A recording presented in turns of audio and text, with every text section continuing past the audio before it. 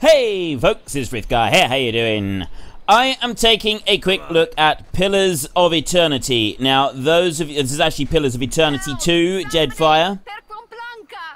Oh, there's somebody talking to me over there. I've not actually played this game before. Now, Pillars of Eternity is widely touted as the spiritual successor to Planescape Torment, which is a game that's very similar to Baldur's Gate, which was released back in 1999 and was hugely popular with people that played it. Now, this game right here, Pillars of Eternity 2, is currently on offer with Chronos. So there'll be a link in the description down below. You can take a look at it. And I was gonna... The reason it's on offer is on offer for the next 2 days, which is a bit unusual for Chronos. They normally only do 1 day at a time. But it's on offer for 2 days because there's also a new DLC coming out. Get rid of that. This type of game automatically pauses on combat. It's a live action pause game. So you pause the game and then you put orders to different people and you send them out and they do different actions while you're fighting. So here... I can do that. They're also fighting there. So I sent the party in to go and fight it, and off they go. And then they've moved away. I can pause it at any time, and then I can start going through menus, and I can start looking at character, and there's all kinds of different options you can do, so that you can give quick, easy orders to everybody in your party, and you can have a number of people in your party while you're doing it. So we'll do that, and I'll make sure that him there, he's got these different moves as well, Second Wind, block, and then windmill slash, so I could use that one if I wanted to. I've ordered him to go and use that one now, and then I unpause, and he didn't go and use it.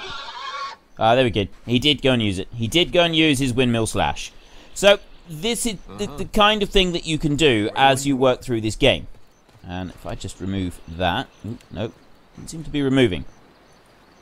You can right or left click. It doesn't really matter. And then I want to select the entire party, so I click on there, and you can just square around it like that. You can get all of them, and then they will follow a set formation that you've got them set to. So there, I've got the formation. I can choose that. I can set them out how I want to. This is the type of game that we're playing here. And if you haven't played the first one, Pillars of Eternity, I strongly recommend going to get it. If you haven't, it doesn't matter. Your actions and choices in the first game can have an impact on this game. So if you have played it, you'll want to bring the save game file into this game. It shows you how to do that right at the beginning of this game as you start it. It's absolutely brilliant. And you can see by the scenery as we're walking around here, this game does look absolutely beautiful. It is really, really well made. It's quite easy. It is a point and click.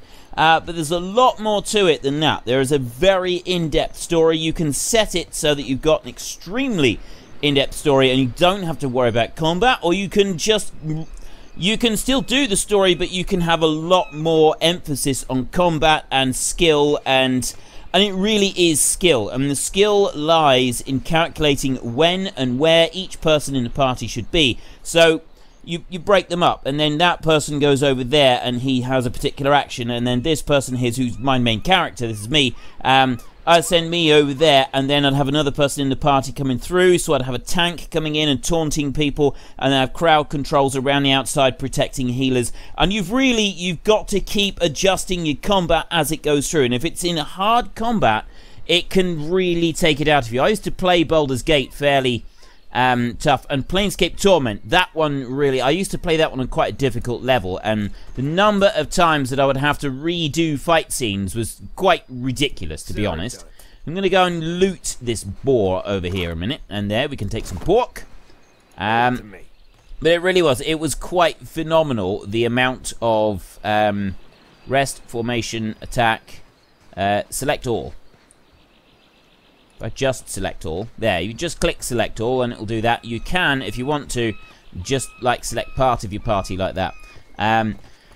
But yeah, you can do these things over and over if you want to. You just keep saving and you work your way through the different fights. You can actually go through water with this one, and you look at the water effects. The game is amazing, and the reason that they've got this one on offer at the moment is because of the new DLC that's coming out, and I got it installed and I started playing it because I was going to show you some of the DLC. I got no hope of getting to the DLC.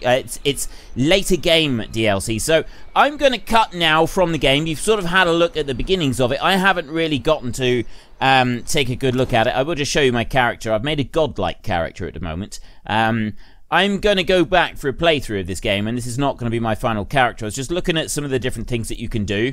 If I take that off, that is me in all my glory. Look at that. That is just awesome. It's absolutely fantastic.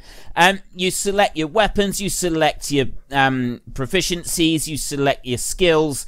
There's so much stuff to get started with. It could be a bit overwhelming.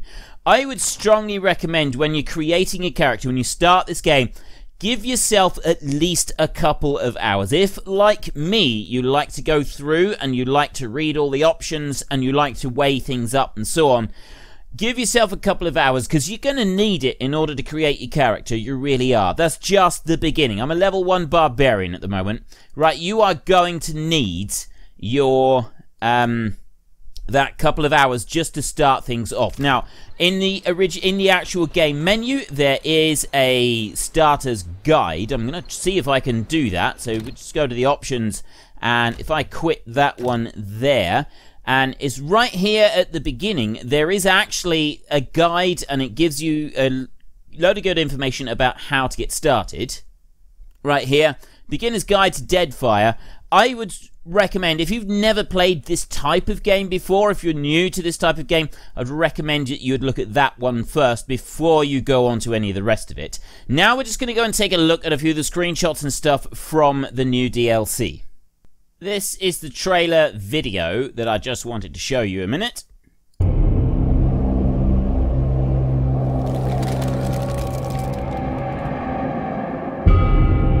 We have unfinished business, you and I.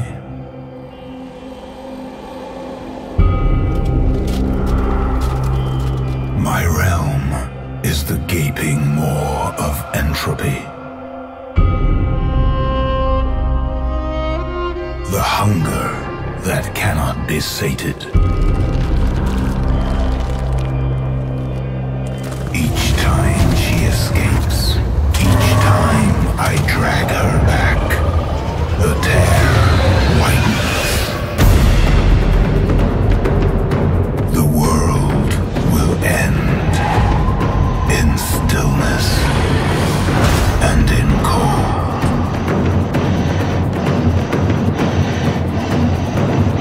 It is inevitable.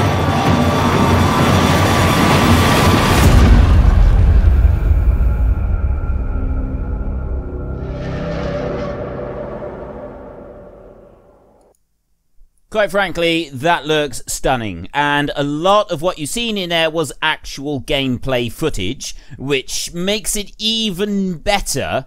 And I'm really sorry that I haven't gotten far enough into the game to be able to show you some of the actual gameplay, because I think it would be very, very cool if I could.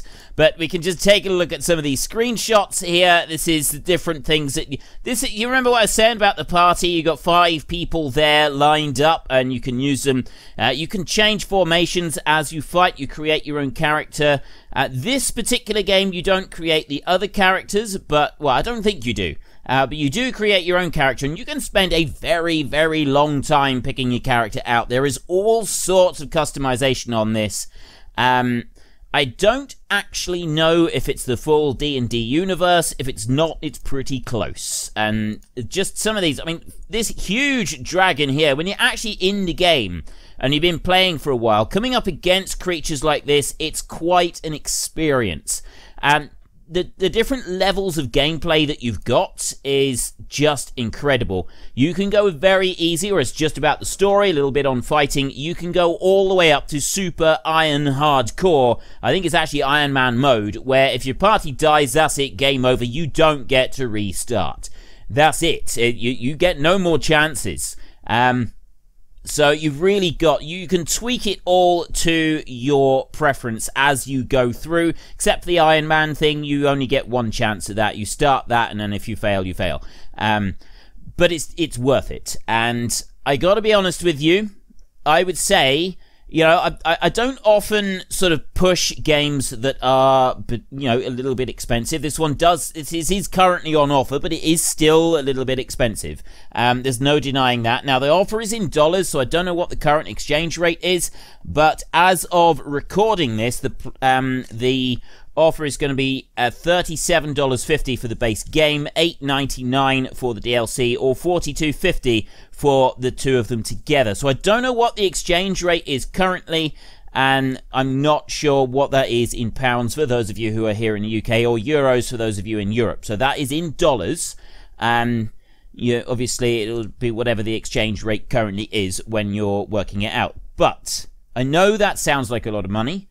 I would still say it's worth it. Pillars of Eternity has had some very high reviews, and this one here is currently overall around about 80% on Steam, and you go and look at some of the reviews of this game, and even just a positive, you get a positive review of a game, it's, you know, it can be good. You get some positive reviews of this game, and they really are like glowing reports. It's kind of where you've got a choice between a thumbs up or a thumbs down, but what you really want is an additional thumbs up. A thumbs up with an extra smile beside it or something. And you get the feeling that the thumbs downs on this game in particular is down to people not liking the style, as opposed to anything else. If you are at all interested in this style of game, this seems to be the pinnacle of this type of game. Basically, this is Baldur's Gate for a new generation. That's what we've got here, and I don't say it's such a thing lightly. I played Baldur's Gate when it first came out. I played Planescape Torment when it first came out. Those of you among us who are older gamers, you'll understand what I mean. Baldur's Gate was groundbreaking stuff. It was huge. There was a big following. It was a really popular game. It was amazing. I got the pack. I got the DLC, the Sword Coast thing with it as well, and I got a 6 CD box set. I had 6 CDs. It was on 6 CDs. This game was. It was insane. And yes, I know now some of you are probably sniggering at the idea of 6 CDs for one game, whatever next, especially one as small as Baldur's Gate. But those days, it was huge. It was a big thing. And so I played that game to death. I played it through a number of times, and I loved that game. It's just the feel and everything about it. And Planescape Torment, it was exactly the same. There was just so involving, those games, and they were really at the time there was a massive following for those games, and now we have a lot more choice with our games. It is different these days, but I still think that there is a place for this type of game and this type of combat system and everything else that goes with it. I'd still think there is a place for it, and so knowing how big Baldur's Gate was when it first came out, being a part of that experience, I do say hand on heart that I think this game right here is Baldur's Gate for the next generation. If you've not tried the original Baldur's Gate, don't go now and try the original Baldur's Gate, because you'll be basing your experience there on gaming experiences of today, and it's not a fair comparison to make. It's aged well for someone like me, but I don't think it's aged well for someone who's never experienced that type of game before and can't play it in full 1080 or anything like that. If you've not played that type of game before, if Baldur's Gate is unknown to you, if you're a younger player and you are playing newer games, go for this one. Base your experiences off of this one and then go back to Baldur's Gate maybe another time as a nostalgia type thing.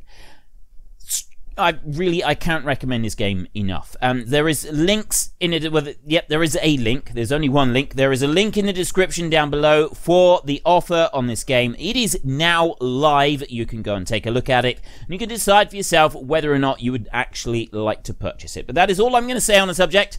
If you decide to go for it, I really hope you enjoy it, and I am seriously considering doing a full playthrough series of this game on the channel. I'll keep you posted. If we get enough interest, then I will find a way to squeeze it in. Until next time, thank you very much for watching. This is Rymrgand. Goodbye, and see you later.